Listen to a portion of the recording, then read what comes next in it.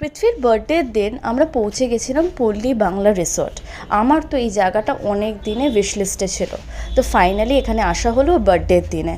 আর আমরা বেশি বাইরে না থেকে ভেতরে যাব রুম ট্যুর দিতে। তো দেখো, Prithvi Ghosh the birthday boy তোমাদের রুম ট্যুর দিচ্ছে। রুমটা আমাদের যথেষ্ট ঠিকঠাকই লেগেছে। 2000-এর মধ্যে রুমটা ওয়াজ ভেরি গুড। আর আমি বলবো খুব রিজনেবল ওদের প্রাইসিং।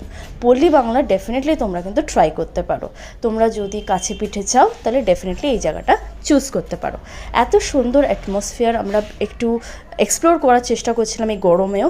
তো এক্সপ্লোর করছিলাম, তো খুব বড় জায়গা নিয়ে এই জায়গাটা পেট ফ্রেন্ডলি, কিন্তু এটা কিন্তু মাথায় রাখতে হবে, এটা পেট ফ্রেন্ডলি। তোমাদের পেটদেরও তোমরা এখানে আনতে পারো।